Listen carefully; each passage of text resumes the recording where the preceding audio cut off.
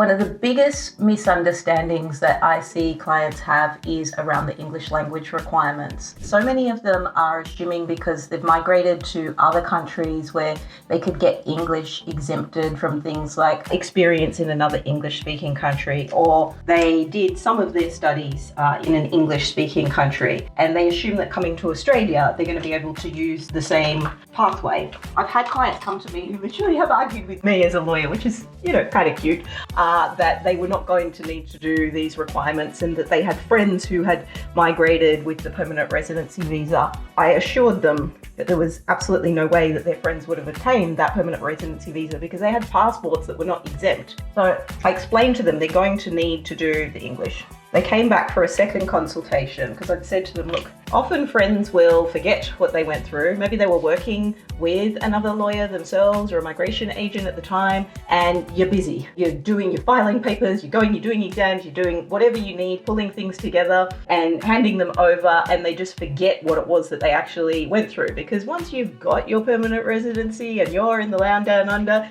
you're enjoying your life. You've forgotten about this. So remember that as well when you're kind of freaking out about the processes, when we're talking to you about everything that it's going to take. Of course, we're going to support our clients. We're going to guide you step by step, but there is going to be a lot of requirements. Australia's migration is probably the most complex in the world, but the goal is worth it. And your friends telling you how wonderful it is and they've forgotten about the requirements that they went through, I think is a testament to that. So remember, the advice you need to get is the advice that you need to follow. You are going to have to meet the English language requirements unless you've got an exempt passport. You are going to need to meet the English language requirements if you need points. Remember that Australia doesn't look at overall scores from any of the English tests. They need to look at each of the 4 bands. So keep all of this in mind. Remember that you're going to need to prepare for that. Good news is if you're a client of SOLVi Migration, we actually have a partnership with an English test preparation. They're a global company and they can do one-to-one tutoring. They've got practice exams, mock exams and everything to get your high scores